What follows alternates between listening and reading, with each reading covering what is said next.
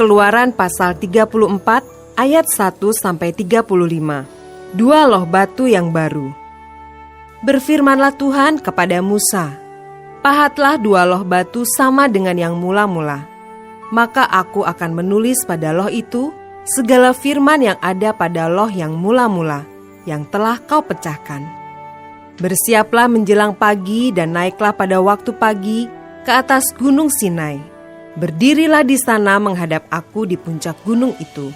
Tetapi janganlah ada seorang pun yang naik bersama-sama dengan engkau, dan juga seorang pun tidak boleh kelihatan di seluruh gunung itu. Bahkan kambing domba dan lembu sapi pun tidak boleh makan rumput di sekitar gunung itu. Lalu Musa memahat dua loh batu sama dengan yang mula-mula. Bangunlah ia pagi-pagi dan naiklah ia ke atas gunung Sinai, seperti yang diperintahkan Tuhan kepadanya, dan membawa kedua loh batu itu di tangannya.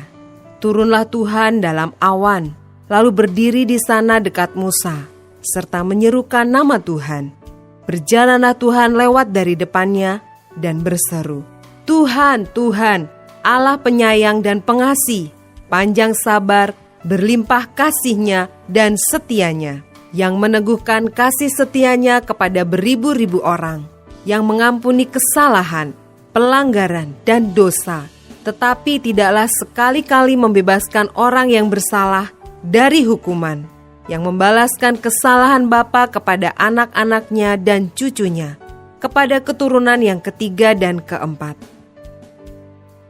Segeralah Musa berlutut ke tanah, lalu sujud menyembah serta berkata, jika aku telah mendapat kasih karunia di hadapan-Mu, ya Tuhan, berjalanlah kiranya Tuhan di tengah-tengah kami, sekalipun bangsa ini suatu bangsa yang tegar tengkuk, tetapi ampunilah kesalahan dan dosa kami, ambillah kami menjadi milik-Mu.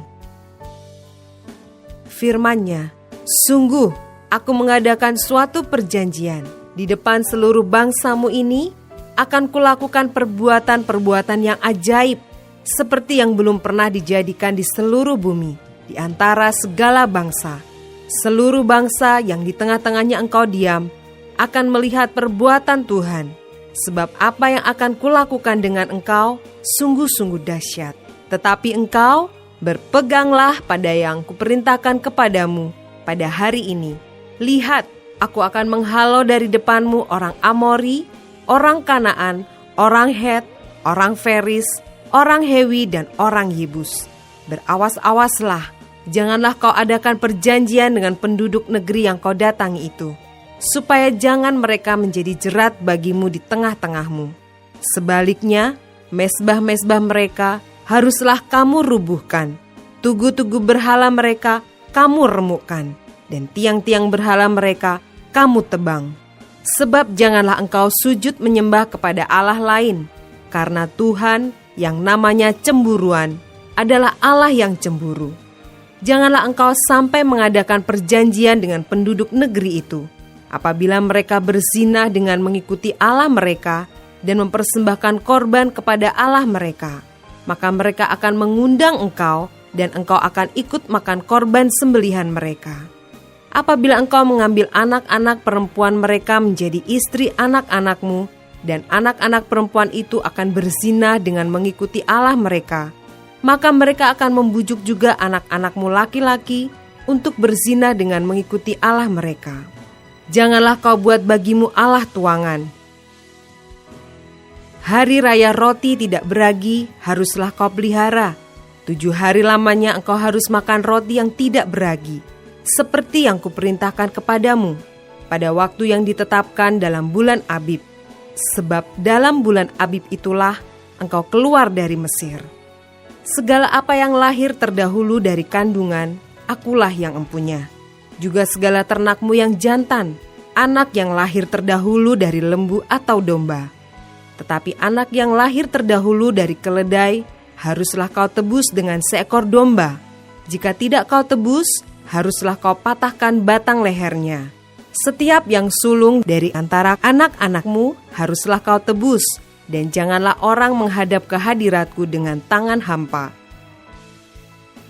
6 harilah lamanya engkau bekerja, Tetapi pada hari yang ketujuh haruslah engkau berhenti, dan dalam musim membajak dan musim menuai haruslah engkau memelihara hari perhentian juga. Hari raya 7 minggu, yakni hari raya buah bungaran dari penuaian gandum, haruslah kau rayakan. Juga hari raya pengumpulan hasil pada pergantian tahun. 3 kali setahun, segala orangmu yang laki-laki harus menghadap kehadirat Tuhanmu, Tuhan Allah Israel. Sebab aku akan menghalau bangsa-bangsa dari depanmu dan meluaskan daerahmu, dan tiada seorang pun yang akan mengingini negerimu, apabila engkau pergi untuk menghadap kehadirat Tuhan Allahmu 3 kali setahun. Janganlah darah korban sembelihan yang kepadaku kau persembahkan beserta sesuatu yang beragi, dan janganlah ada dari korban sembelihan pada hari raya Paskah bermalam sampai pagi. Yang terbaik dari buah bungaran hasil tanahmu haruslah kau bawa ke dalam rumah Tuhan Allahmu. Janganlah engkau masak anak kambing dalam susu induknya. Berfirmanlah Tuhan kepada Musa, tuliskanlah segala firman ini, sebab berdasarkan firman ini telah kuadakan perjanjian dengan engkau dan dengan Israel. Dan Musa ada di sana bersama-sama dengan Tuhan 40 hari 40 malam lamanya, tidak makan roti dan tidak minum air, dan ia menuliskan pada loh itu segala perkataan perjanjian, yakni ke-10 firman. Ketika Musa turun dari gunung Sinai, kedua loh hukum Allah ada di tangan Musa. Ketika ia turun dari gunung itu, tidaklah ia tahu bahwa kulit mukanya bercahaya, oleh karena ia telah berbicara dengan Tuhan. Ketika Harun dan segala orang Israel melihat Musa, tampak kulit mukanya bercahaya, maka takutlah mereka mendekati dia. Tetapi Musa memanggil mereka, maka Harun dan segala pemimpin jemaah itu berbalik kepadanya, dan Musa berbicara kepada mereka. Sesudah itu mendekatlah segala orang Israel, lalu disampaikannyalah kepada mereka segala perintah yang diucapkan Tuhan kepadanya di atas gunung Sinai. Setelah Musa selesai berbicara dengan mereka, diselubunginyalah mukanya. Tetapi apabila Musa masuk menghadap Tuhan untuk berbicara dengan dia, ditanggalkannyalah selubung itu sampai ia keluar. Dan apabila ia keluar, dikatakannya kepada orang Israel apa yang diperintahkan kepadanya. Apabila orang Israel melihat muka Musa, bahwa kulit muka Musa bercahaya, maka Musa menyelubungi mukanya kembali sampai ia masuk menghadap untuk berbicara dengan Tuhan.